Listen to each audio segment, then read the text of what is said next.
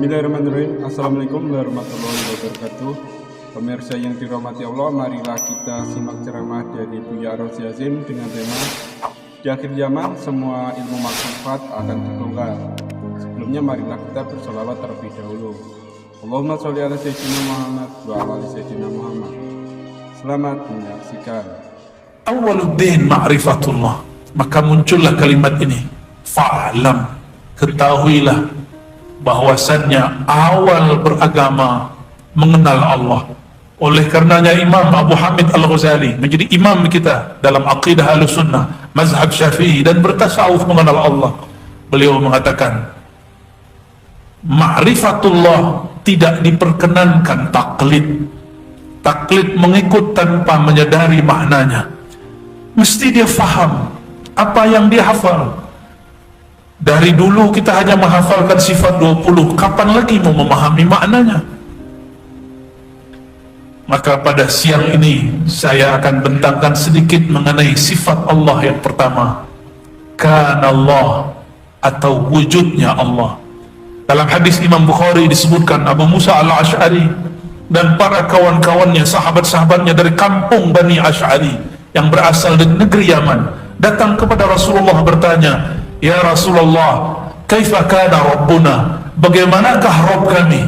Maka keluarga Bani Ash'ari adalah awwalu man qaddama ilma ma'rifatillah ila Sayyidina Rasulillah, adalah orang kelompok keluarga yang pertama menanyakan itu kepada Nabi Muhammad SAW.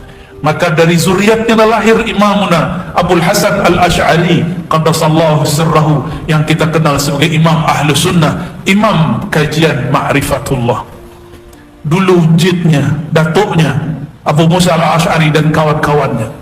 Tapi keluarga Ash'ari ini juga ada yang suka berpolitik.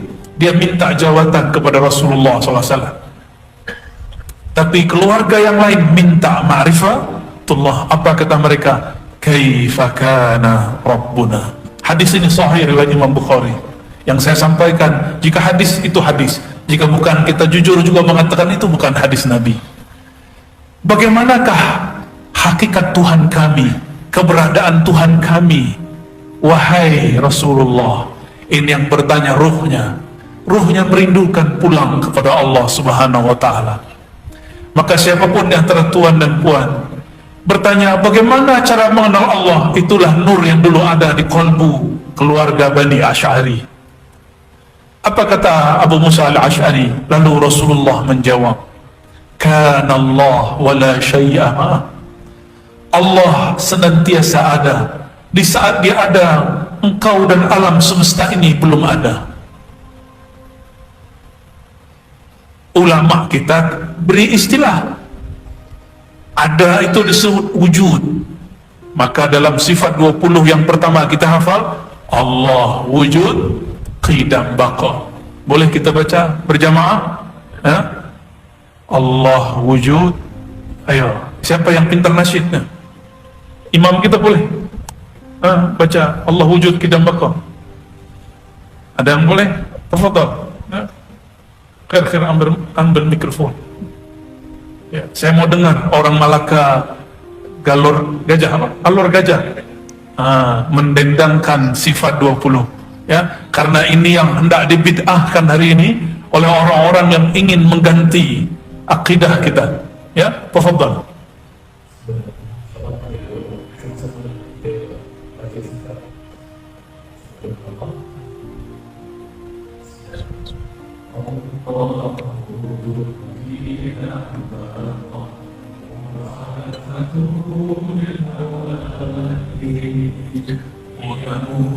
بنفسي وحدانية قدرة إرادة علم حي سما بصر فلا قدر مريدا علما أي سميعا بصيرا متكلما. Bolehlah, ya. Itu nasyid siapa itu? Allah wujud, qidam baqa. Wujud itu sifat yang bersifat namanya maujud. Allah itu Maujud, sifatnya apa? Sifat itu bukan seperti sifat bahasa Melayu. Sifat itu kondisi atau karakter atribut yang melekat pada zat. Itu disebut dengan sifat. Kita sebut misalnya imam kita, sautuhu ra'i', suaranya indah, merdu. Suara indah, indah itu sifat. Sifat dari suara. Ini cuma analog, kias. Allah lebih mulia dari itu. Coba bayangkan suara indah, tapi yang punya suara tidak ada. Ada nggak? Tidak ada. Maka sifat wujud mesti ada zat yang wujud. Zat yang wujud ini zat yang mutlak. Ulama kita sudah habis istilah menyebutnya, sampailah mereka menyebut zatul buhti. Itu bukan nama. Zatul buhti zat yang mutlak, yang tidak dapat dibayangkan fikiran, tidak dapat dicapai oleh pendengaran, oleh penglihatan. La tudrikuhul absar wa huwa yudrikul absar. Karena semua ayat menyebutkan engkau tidak sanggup, tidak ada yang mirip dengannya, engkau tidak dapat mencapainya, maka ma'rifatullah itu jalan terdekatnya cuma satu. Allah mulai fa'lam annahu la. Inilah rahasia lafaz la. Jika hendak mengenal Allah, hidupkan lafaz la di dalam diri. Apa makna lam alif? La, tidak. Tidak adalah wujudku kecuali diwujudkan Allah. Kalau ini makna kalam orang mengatakan wujud kami, wujud Allah, baru boleh diterima. Tapi kalau mereka mengatakan kami ini Allah, itu zindiq. Tapi kalau makna mereka mengatakan wujud kami, wujud Allah, wujud kami, diwujudkan Allah, barulah benar. Paham ya? Kenapa? Dulu banyak orang Melayu zikir begini, sampai ke Jawa, sampai ke Ambon, sampai ke mana-mana orang zikir begini. Wujuduna wujudullah. Saya menyaksikan kalimat ini jika sampai di kalangan orang-orang yang awam tidak mengerti agama, nanti dia berpikir dia sudah menjadi Tuhan. Ya? Kata ulama dari dulu, man arafa nafsahu faqad arafa rabbahu, wa man arafa rabbahu halaka nafsahu. Halaka nafsuhu. Siapa yang kenal dirinya, kenal Rabbnya. Siapa yang kenal Rabbnya, binasalah dirinya. Maka jika disebut Allah, tiada lagi dia. Maka tiada lagi zatku, tiada lagi wujudku. Wujudku hanya diwujudkan olehnya. Maka tidaklah sopan seorang hamba mengatakan wujud dia, wujud Allah, kecuali dia maknai wujudku diwujudkan oleh Allah dengan kun fayakunnya Allah subhanahu wa ta'ala. Itulah surat yang dikirim dahulu oleh imam di Madinah, namanya Ibrahim Al-Qurani. Dia kirim melalui muridnya bernama Syekh Abdul Rauf As-Singkili dari Aceh. Dialah yang pertama menterjemah Quran ke bahasa Jawi, terjemahan Al-Mustafid. Dia juga seorang mursyid tariqah Qadiriyah, dan di saat yang sama mursyid tariqah Syattariyah. Gurunya Al-Qurani dan Kusyasi, imam di Madinah, imam pemegang 40 tariqah mu'tabarah sahihah. Dan mereka mengajarkan ini, betul hati-hati. Jadi wujud kita tidak usah mulai dari Allah dulu, mulai dari wujud kita. Wujud ini diwujudkan Allah. Bahasa istilah ilmu akidahnya, wujud kita ini disebut wujud mungkinul wujud. Dahulu tidak ada, lalu Allah adakan. Maka dulu kita pernah bertanya ke jamaah di Pulau Jawa, lebih dahulu ayam atau telur? Masih ingat?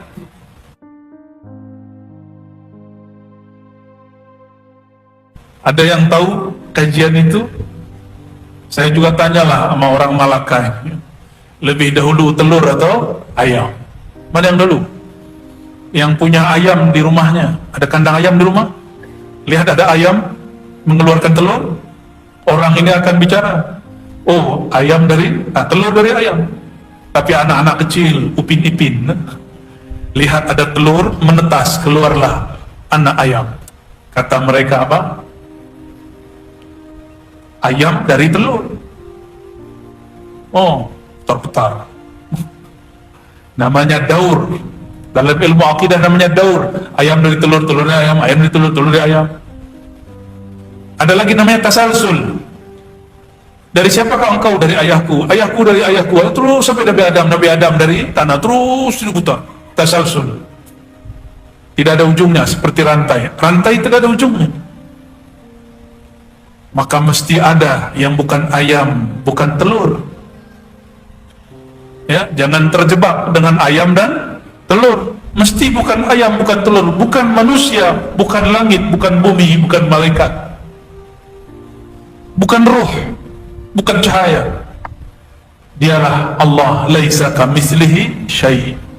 Karena membayangkannya tidak sanggup, dia menyebut dirinya huwa. Dia, kita sebut dia, berarti orangnya tidak terlihat oleh mata, tidak terdengar oleh telinga. Itu yang disebut dia. Maka nama dia Hu itu salah satu al-asma'ul husna. Tapi sayang sekali beberapa da'i dia tidak memperhatikan ini dan mengatakan zikir menyebut nama Hu bid'ah.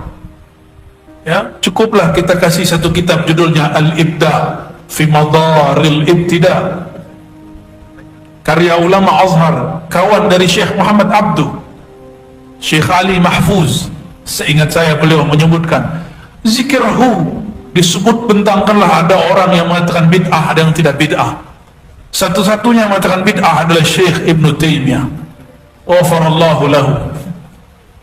Semoga Allah ampuni dia. Niatnya baik, cuma emosinya terlalu tinggi. Dia membid'ahkan sesuatu sebelum betul-betul mutqin membahasnya. Maka dibantah oleh Imam Ibn Athaillah dan muridnya As-Subki, lalu anaknya Tajuddin As-Subki, dan berlanjut sampai hari ini. Lalu di dalam kitab Ibda disebutkan, saya memilih, saya menguatkan bukan zikir menyebut nama Hu tidaklah bid'ah, karena Hu sebagaimana dikatakan Imam Abdul Qahir Al-Baghdadi dalam kitab Usuluddin dan kitab-kitab yang lain, al-asma' wa sifat, Hu adalah ismun min asma'ihi, nama dari nama-nama Allah Subhanahu wa ta'ala. Apa dalilnya? 3 ayat terakhir surat Al-Hasyr. Coba lihat. Huwallahul ladzi la ilaha illa hu. Berapa kali Allah sebut hu? 2 kali. Allahnya sekali. Kenapa tidak Allah dulu seperti ayat kursi? Allahu la ilaha illa hu. Allah hendak beritahu, bagi tahu untuk kita semua bahwa huwa bukan nama ganti, huwa nama zahir untuk Allah. Tapi untuk kita huwa isim dhamir kata ganti, dia, beliau. Tapi untuk Allah huwa asma min asma'il husna. Jadi cara untuk mengenal Allah ini jalan ringkas saja kita kasih, supaya tidak berat memikirkan, karena ini bukan untuk difikirkan, ini hanya untuk dirasakan. Jika berzikir la ilaha illallah, katakan tiadalah wujudku kecuali diwujudkan oleh Allah, tiadalah wujudku kecuali bersumber dari kudrat iradat Allah, tiadalah ruhku kecuali dari hembusan Allah, tiadalah tubuhku, jiwaku kecuali melalui nur Sayyidina Muhammad Rasulullah. Inilah makna la ilaha illallah Muhammadur Rasulullah. Dari dulu kita bertemu para masyayikh, ini yang membedakan kita dengan para masyayikh. Mereka dulu kalau sebut la ilaha illallah, fahamnya sampai ke sini.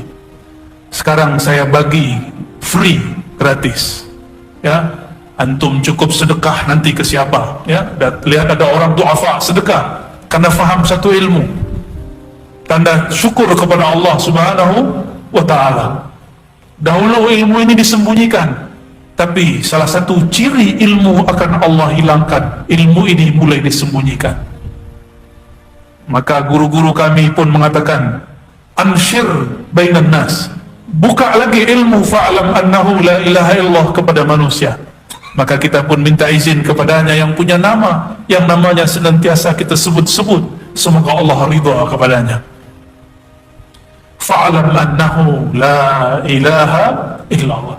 La ilaha tiadalah wujudku kecuali diwujudkan oleh Allah Subhanahu wa ta'ala. Ini makna yang lebih aman. Ada makna yang lebih lembut, soft. Ilah bermakna mahbub, yang dicintai, yang dituju. Orang Melayu dulu sebut suka itu tuju. Saya tuju dia, saya suka dia. Di Palembang dulu begitu, ya. Di kepulauan dulu begitu, ya. Tuju. Bahkan di zaman Syekh Abdul Rauf As-Sengkili juga sama. Maka tujuan itu sesuatu yang dicinta. Maka boleh kita maknai la mahbuba bihaqqin illallah. Tidaklah aku mencintai pada hakikatnya kecuali Allah Subhanahu wa ta'ala. Apa ciri-ciri kita sudah cinta kepada Allah? Aksar tadhikrah, engkau banyak menyebut namanya. Maka kalau kita tanya, apakah diriku sudah cinta kepada Allah atau cinta kepada ringgit dan dolar? Cinta mana? Karena mengenang Allah sungguhlah sulit. Saya bagi satu hadis lagi. Dalam hadis Ibnu Majah, riwayatnya Hasan, Nabi berkalam, ala ukhbirukum bi khiyarikum. Maukah engkau aku beritahu, aku bagi tahu siapakah yang khiyar, yang terbaik di antara kamu. Di hadis yang lain Nabi mengatakan, ala adullukum, maukah kamu aku tunjukkan dengan amal yang khairikum, khairi a'malikum, sebaik-baik amalmu, yang paling tinggi di sisi Tuhanmu, paling diridainya, lebih mulia daripada jihad, lebih mulia daripada sedekah bil wariki wal zahabi. Apa itu? Di hadis yang Tirmizi disebutkan zikrullah, mengenal Allah, mengingat Allah. Tapi mengingat Allah itu ada di kolbu orang yang terbaik ini. Maka Nabi mengatakan, sebaik-baik kamu, semulia-mulia kamu, seutama-utama kamu, man idza ru'u dzukirullah, orang, sosok manusia, hamba yang jika engkau menatapnya, ru'u, mereka ditatap, mereka dipandang, mereka diingat, mereka didengar. Setiap kali engkau menatapnya, melihatnya, mendengarnya, dzukirullah, mereka membuat kamu ingat kepada Allah Subhanahu wa ta'ala. Siapakah yang paling mulia di antara mereka itu? Itulah Sayyidina Rasulullah. Maka sahabat pandang Nabi, ingat Allah. Tabi'in pandang sahabat, ingat Allah. Tabi'in pandang tabi'in, ingat Allah. Maka kita pun hari ini mesti memandang guru-guru yang bersanad bersilsilah kepada Nabi SAW. Tuba liman ra'ani wa amana bi. Beruntung berjaya orang yang memandangku dan percaya kepadaku. Beruntung yang tidak pandang aku tapi memandang orang yang memandangku. Maka niatkan memandang guru, memandang bayang-bayang bekas-bekas wajah Rasulullah di wajahnya. Dulu ada seorang sahabat didatangi oleh tabi'in. Sahabat ini adalah Anas bin Malik. Kata seorang tabi'in, wahai khadim Rasulullah, jika sayyidul qaumi khadimuhum, penghulunya kaum adalah pelayannya. Jika kita melihat ada raja-raja, ada perdana menteri, presiden, orang-orang yang paling kuat adalah orang-orang yang di sekitarnya, menteri-menterinya, wakil-wakilnya, wuzaranya, wazir-wazirnya. Apakah ada yang lebih mulia daripada wazir-wazirnya Rasulullah, daripada khadamnya Rasulullah sallallahu alaihi wasallam? Sayyidina Anas yang 10 tahun dia menatap Rasulullah, didatangi oleh tabi'in. Apa kata tabi'in ini? Wahai khadam Rasulullah, izinkan bibirku mengecup mata yang dulu memandang Rasulullah sallallahu alaihi wasallam. Ada lagi yang datang, wahai sahabat Rasulullah, manakah lidah yang dulu diludahi oleh Rasulullah? Ternyata ada sahabat yang ambil berkah Nabi, dia diludahi Rasulullah. Ada yang meminum air bekas wudhu Rasulullah. Semua ini ada di kitab-kitab yang sahih, Sahih Bukhari, Muslim, Abu Daud, Tirmizi dan lain sebagainya. Dan ini bukanlah bagian dari khurafat, ini bagian dari tabarruk, dan tabarruk min babil mahabbah, bab cinta. Maka aqrabu turuqi ilallah al-mahabbah, sedekat-dekat jalan kepada Allah adalah cinta, karena cinta melahirkan zikir yang banyak. Tapi bagaimana mau cinta jika tidak kenal kepada yang dicinta? Tapi bagaimana menyebut kenal? Engkau mengatakan engkau kenal di saat engkau meyakini, menyadari Allah tidak dapat dikenali. Itulah kalam As-Siddiq Sayyidina Abu Bakar radhiyallahu ta'ala anhu. Apa kata beliau? Ma'rifatullah itu ketika engkau mengaku tidak kenal kepada Allah, kecuali Allah lah yang kenal dirinya. Maka yang ada di dalam kolbu ini hanya sebagian dari nur yang Allah titipkan kepada kita. Araftu Rabbi bi Rabbi, kata Sayyidina Ali, aku hanya kenal Allah karena Allah yang mengajarkan ilmu ini kepada. Maka mintalah kepadanya melalui guru-guru mulia. Ambil zikirnya, ambil talqinnya. Tidak cukup talqin, tidak cukup zikir, mesti bermakrifat, ngaji dan ta'lim. Maka tariqati ana at-ta'allum wa ta'lim. Tariqah saya bukan talqin yang pertama, tariqah saya yang pertama belajar mengaji. Mengaji apa? Mengkaji nama-nama Allah. Inna lillahi tis'atan wa tis'ina isman. Allah memiliki 99 nama. Maka orang yang disebut arif billah, orang yang banyak nama Allah di kolbunya. Saya berdoa semoga kita semua orang-orang yang Allah limpahkan nama-namanya. Amin ya rabbal alamin. Barangkali itu yang boleh saya sampaikan, ya. Baru muqaddimah ma'rifatullah. Bisa jawab? Tafadhal, ya.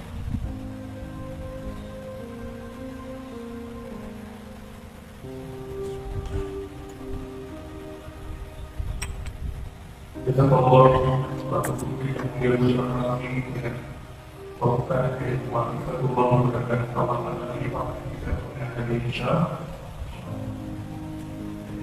saya masih buka apa dikatakan apabila dengan soalan boleh tulis dan serahkan kepada saya mau mengulang soalan walaupun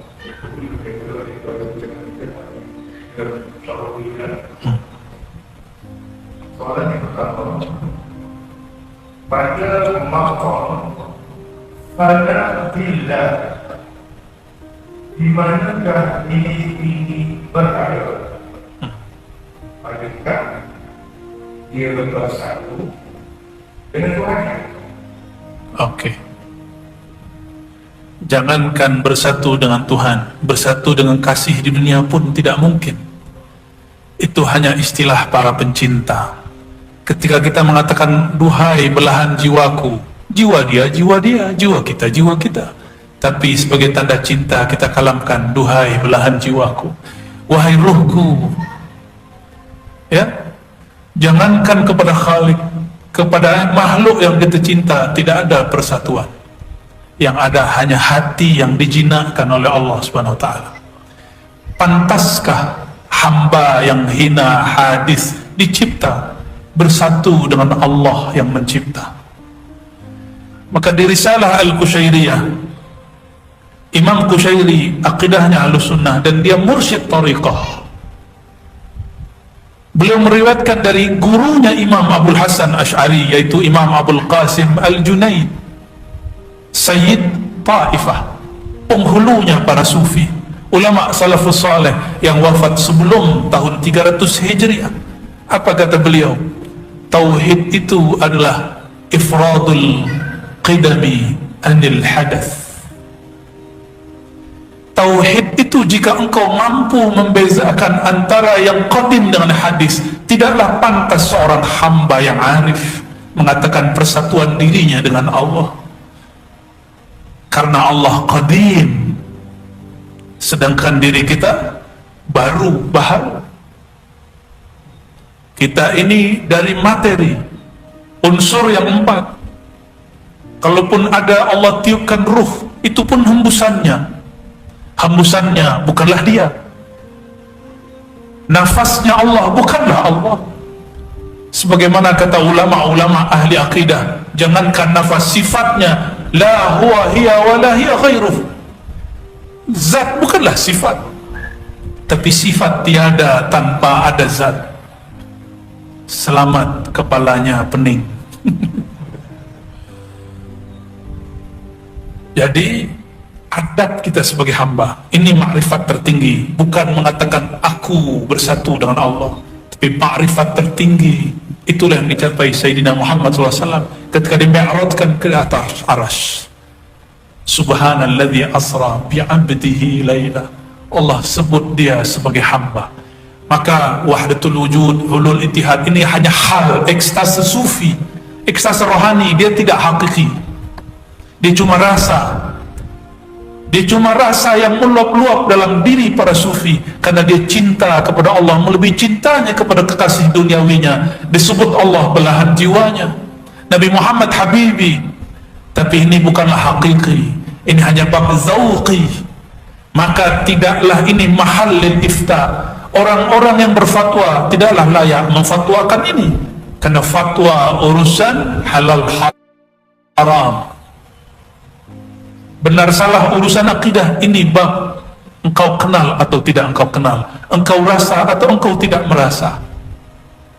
Jadi ini bab zauq, rasa, dan ini subjektif, masing-masing wali, masing-masing orang lain rasanya. Maka sebut diri kita hamba, ya.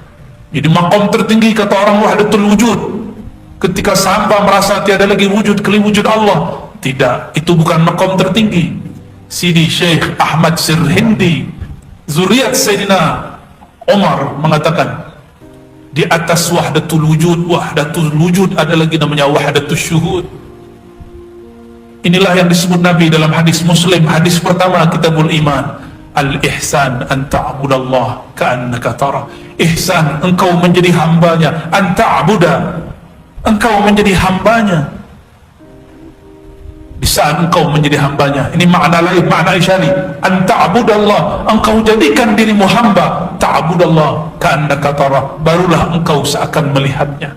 Maka orang-orang yang tidak menjadikan dirinya hamba, selama-lamanya dia tidak akan syuhud memandang Allah Subhanahu wa ta'ala. Allahumma salli wa sallim wa barik alaih. Saudara yang seterusnya, sedang itu bersaudara, mana lebih utama bersahabat dengan din Islam berbanding dengan manusia bukan Islam? Baik, mau yang horor ini ya, tahu horor? Jangankan berkawan dengan jin, berkawan lain bangsa pun kita kesulitan. Ya, saya hari kedua baru faham orang Malaka cakap. Ya, karena belum biasa. Kita nanya, bisa masuk? Dah boleh masuk? Kita nanya bisa, dia bilang boleh. Bisa boleh, bisa boleh.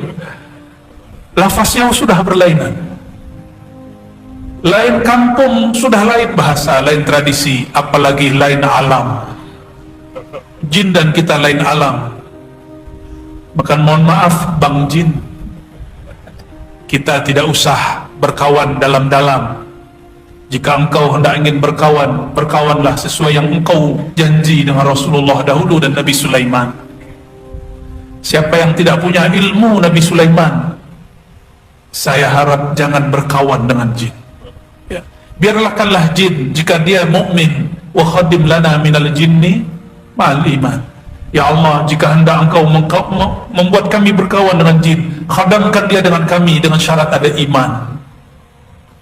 Ini yang paling menarik. Dalam kitab Al-Furqan, Ibnu Taimiyah, Imam Salafi, imam yang disebut kelompok Wahabi, Syekhul Islam, dia mengatakan isti'anah bil jin jaizah. Memohon bantuan jin boleh. Inilah anehnya Ibnu Taimiyah. Istighosah dengan aulia, tawassul dengan ulama tidak boleh, tapi isti'anah dengan jin boleh. Gharib min aghrabil gharaib wa ajbil ujjab qauluhu anna al-isti'anah bil jin jaizah. Ya, itu paling aneh. Tapi itulah Syekh Ibnu Taimiyah, ya, ghafarallahu lahu. Tapi bagi ulama yang mengenal tariqah al-buniyah, itu hal biasa.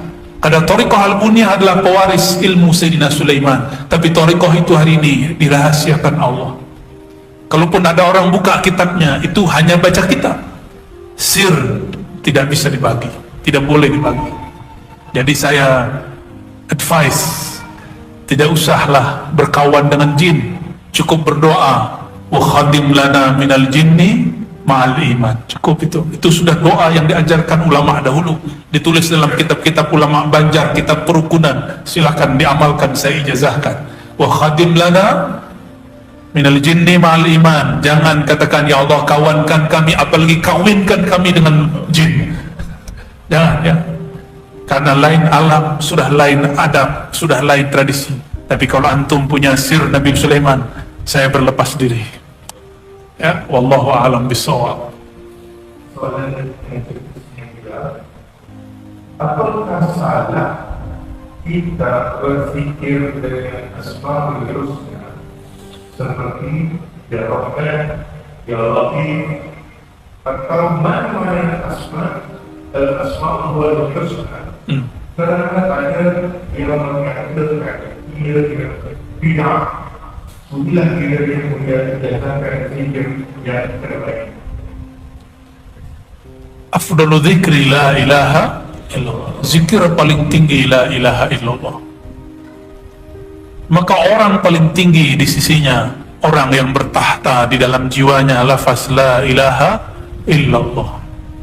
Orang yang ada di dalam kalbunya nur la ilaha illallah Muhammad Rasulullah.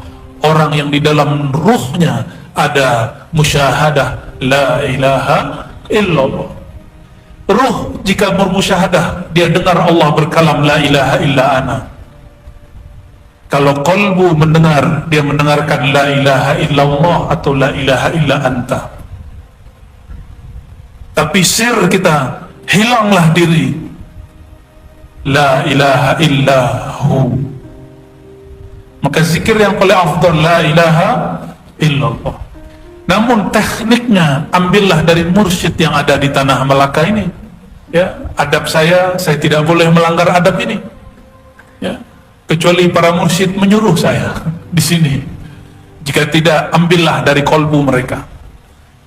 Karena kalimah ini jika didengar hanya dengan telinga, dia masuk telinga, keluar lagi telinga. Tapi jika diambil dari kolbu syekh, maka dia masuk ke dalam kolbu murid. Itu yang disebut man izaru'u zikrullah, yang jika kita pandang dia membuat kita ingat kepada Allah SWT. Bolehkah berzikir ya Rahman, ya Rahim, ya Karim, ya Azim diulang-ulang? Dalilnya boleh di surah Al-Isra. Walillahil asmaul husna, milik Allah lah semua nama-nama yang indah. Ayyaman tad'u falahul asmaul husna. Ya, mana saja nama yang kau pakai, ayya, mana saja nama yang engkau pakai, tad'u, engkau seru, maka Allah mempunyai nama terindah. Oleh karenanya membaca ya Rahman, ya Rahman, ya Rahim, ya Rahim diulang-ulang, ini bagian dari sunnah Rasulullah SAW. Tahu kunci surga? Kunci surga ada di kolbu Nabi. Di kolbu Nabi ada asma ilahi. Maka ambil satu namanya, terhubunglah kolbu hamba dengan kolbu Rasulullah SAW. Ya Rahman, ya Rahman, ya Rahman, ya Rahim, ya Rahim. Namun lebih afdal, ambil teknik berzikirnya dari ahlinya, sehingga kita menjadi istiqomah. Kenapa belajar zikir tidak istiqomah? Karena tidak bermursyid. Ini saya sampaikan berkali-kali. Kenapa sulit sekali untuk disiplin istiqomah? Karena engkau tidak bermursyid, tidak mau menurunkan ego sedikit saja, nafsiyah kita sedikit saja, mau mendengarkan orang lain menceramahi kita, mentalkin kita. Semakin seorang merendah dan katakan, datang ke guru mursyid, wahai tuan syekh, izinkan aku mengambil thariqahmu, izinkan aku menjadi muridmu. Di saat itu si murid sudah menghabiskan nafsiyahnya, dia rendahkan dirinya, barulah air ma'rifat mengalir ke dalam jiwanya.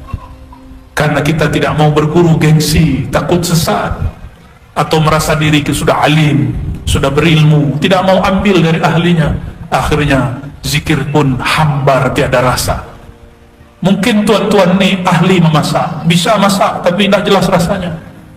Orang Malaka sukanya makanan apa yang paling lezat? Pandan apa? Ya, asam pedas. Tuan ni buat, semua buat, boleh silakan. Tapi tidak tahu berapa takarannya, kadarnya. Asal masuk, saya juga bisa buat, yang penting warnanya sama. Banyak Allah hari ini orang mengejar zikir, bentuknya sama, tapi yang berbeza adalah zauknya, taste-nya, rasanya.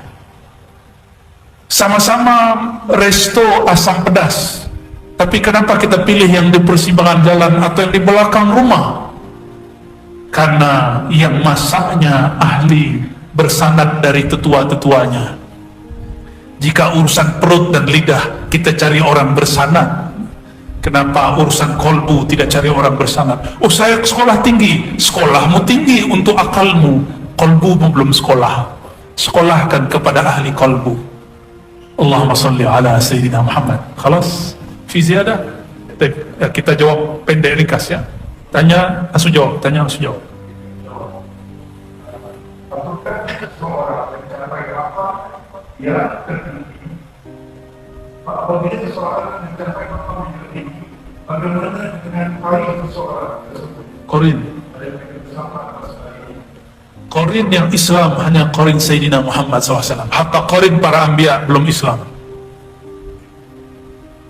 Tapi ada guru saya berkalam, karena Nabi pernah mengatakan ismu ismi, Al-Mahdi itu isimnya, isimku. Maka Al-Mahdi pun qarinnya diislamkan oleh Allah. Maka Sayyidina Muhammad SAW boleh mengislamkan para qarin.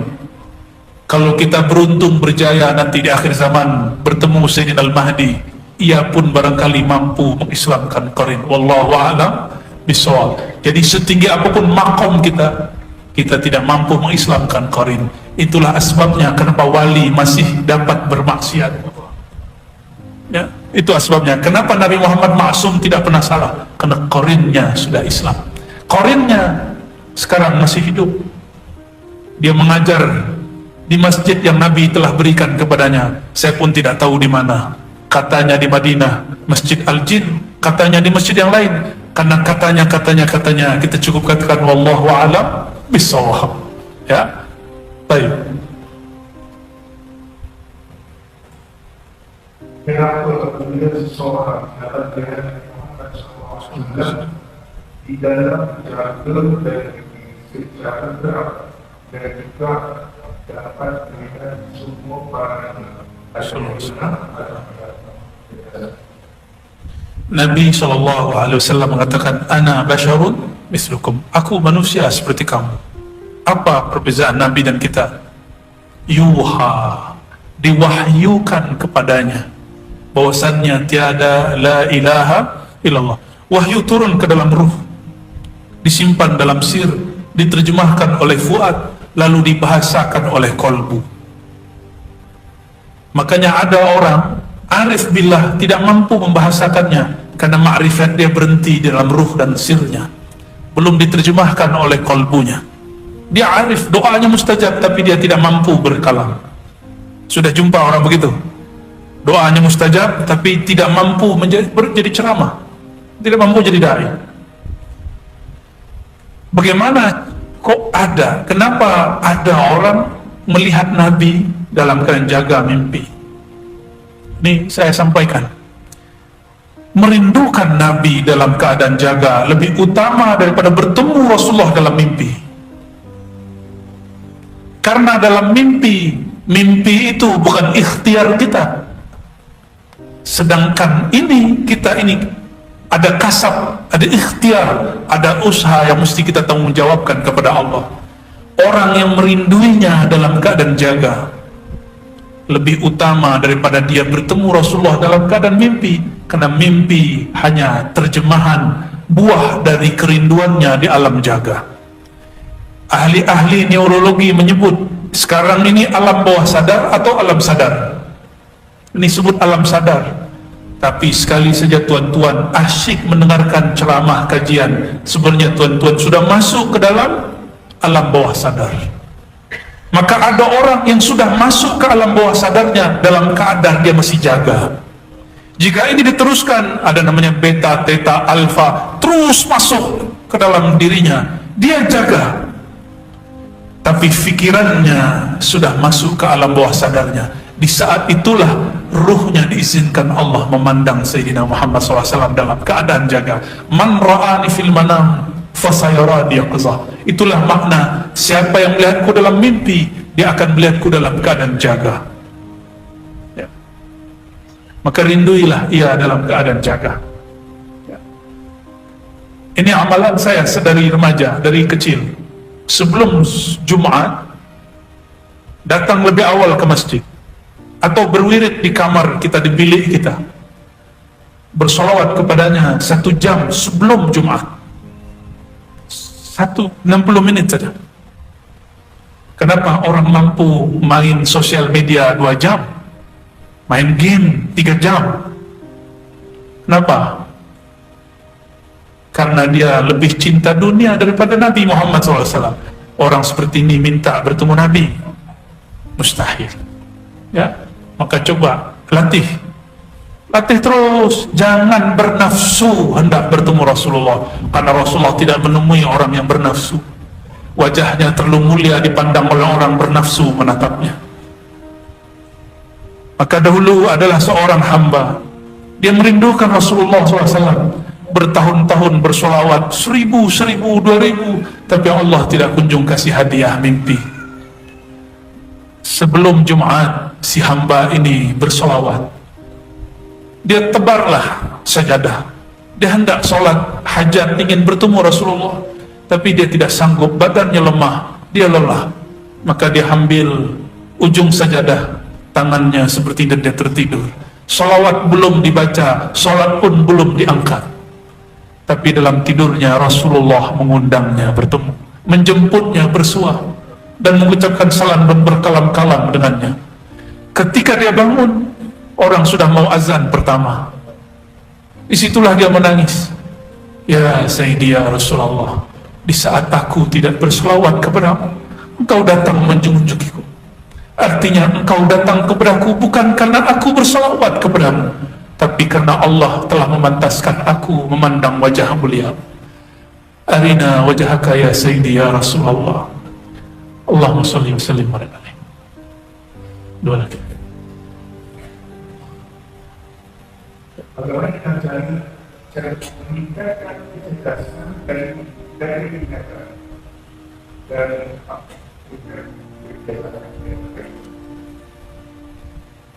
salah satu yang diijazahkan masyayikh kita adalah sholawat antara maghrib dan isya. Dahulu saya sudah bagi baca air hujan ya. Nah, silakan amalkan itu.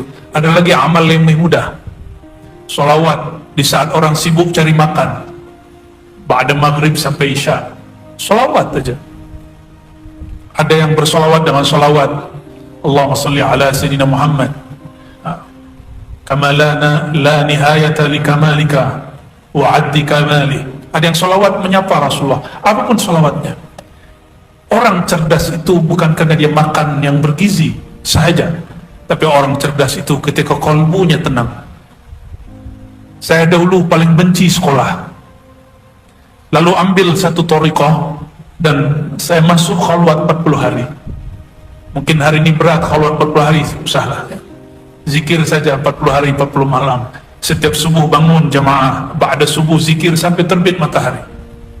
Kalau kalbu sudah tenang, maka fikiran pun menjadi siap menerima ilmu apa saja. Setelah 40 hari itu, ilmu matematik pun jadi mudah, ilmu sains, kimia, fisika pun menjadi tidak susah. Bahkan kata orang, ilmu yang paling dibenci ilmu apa? Yang paling berat ilmu apa? Kata orang yang paling berat ilmu falsafah, ilmu mantik, mukalam, tidak ada yang berat. Ilmu tasawuf tidak ada yang berat. Yang berat itu ketika engkau menutup pikiran. Dan orang tertutup pikirannya jika jiwanya gelisah. Ala bidzikrillah tatma'innul qulub. Tenangkan kolbu dengan zikrullah, maka kolbu akan membantu pikiran jadi cerdas. Kolbu itu zikirnya diulang-ulang, sedangkan pikiran dikenang-kenang. Itu caranya. Silakan ambil ke ahlinya, nanti saya melanggar adab lagi. Terakhir ada 2 bonus ya, fadhal. Kemudian selanjutnya membiasakan kumpul alam semesta. Zikir maqalid dalam bahasa Arab terjemahannya buhul alam semesta. Alam semesta ini diikat sehingga tidak terjadi kiamat karena ada ikatan-ikatan nama Allah. Dan ini bukanlah bid'ah, ini diambil dari kalam Nabi SAW dan kalam-kalam para sahadah di kalangan sahabat dan tabi'in. Dimulai dengan syahadat. Satu, asyhadu an la ilaha illallah. Yang kedua, jika ada masa bacalah Haikal Ma'arif, Ahadzatullah Ahmad Ruhullah Muhammad Habibullah Al-Mahdi Khalifatullah Al-Fatihah. Lalu baca Subhanallah 100 kali, Alhamdulillah 100 kali, Allahu Akbar 100 kali, La ilaha illallah 100 kali, dan puncaknya La hawla wa la quwwata illa billahil aliyil azim. Itulah sirnya Rasulullah. Maka Nabi mengatakan La hawla kepada Sayyidina Abu Musa al-Ash'ari, kanzun min kunuzil jannah, perbendaharaan surga. Perbendaharaan surga itu adalah hatinya Rasulullah. Karena orang tidak baca sholawat tidak mungkin buka pintu surga. Orang tidak kenal Rasulullah tidak mungkin menikmati surga. Karena bidadari pun urat tubuhnya bertuliskan Muhammad Ahmad Rasulullah. Ya, bacalah itu pagi sore, tidak usah banyak-banyak, 100. Boleh sembari drive, menyupir, sembari naik motorcycle, boleh sembari ibu-ibu lagi masak, boleh lagi gym, jogging, lagi berolahraga, sport, ya boleh, silakan. Tapi lebih afdol duduk tenang, ya, jangan duakan Allah Ta'ala. Saya memilih yang ini. Jangan duakan Allah Ta'ala, tapi jika tidak sempat, lakukan di jalan, fit turuq, dan dimanapun, ya. Wallahu a'lam bishawab. Ya, saya ijazahkan semuanya, meskipun saya tidak pantas mengijazahkannya, tapi apa boleh buat, ya, sudah langsung diminta. Ajaztukum azkar maqalidis samawati wal ard. Al-Fatihah. Ya, orang mau belaih kalau tuh.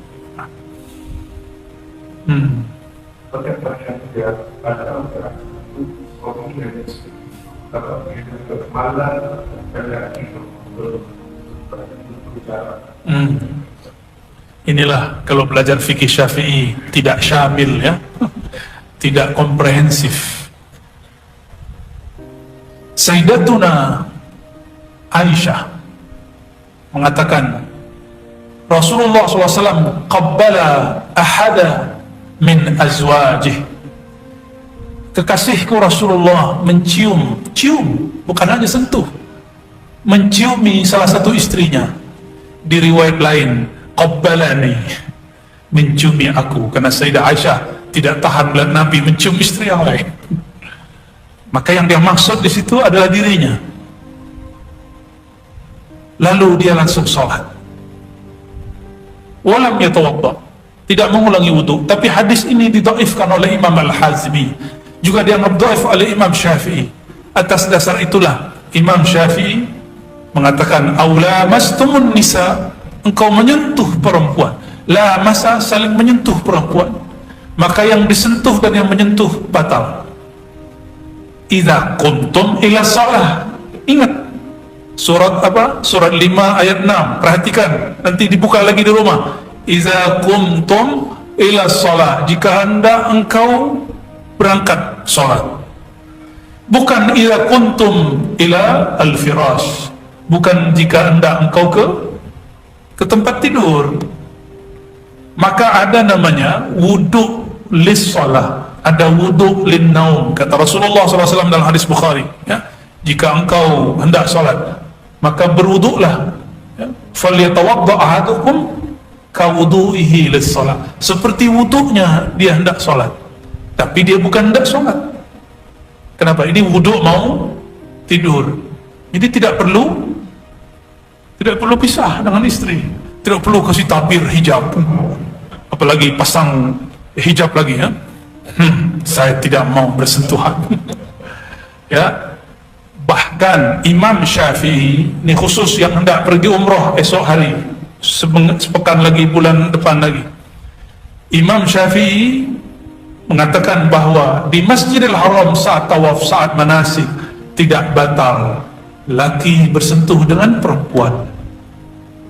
Maka kita tidak perlu ganti mazhab, pindah mazhab seperti yang dikalamkan sebagian orang yang mengajar fikih tapi dia tidak membaca kitab Al-Um dan Risalah karya Imam Asy-Syafi'i. Alhamdulillah, salah satu wirid saya, kalau enggak setiap hari, sekali sepekan, kalau enggak sekali sebulan, kita kemudian membaca, mendiskusikan dengan kawan-kawan fikih Syafi'i dan kitab-kitabnya ini. Jadi tidak perlu ganti mazhab. Jadi wudu sebelum tidur, peluk istri, ya. Yang belum punya istri, ya salam, ya miskin. Kata guru saya dulu waktu kami masih belum punya istri, anta miskin. Apa arti miskin? Engkau sungguh apa? Miskin terjemahannya bukan miskin fakir, sungguh rugi. Oi, orang merugi. Nisfu ni'matid dunya fi zawaj. Separuh nikmat dunia ada dalam menikah, tapi separuh azab dunia juga dalam menikah. Semoga Allah merahmati kita semua, merahmati keluarga kita, pasangan kita, orang tua kita, guru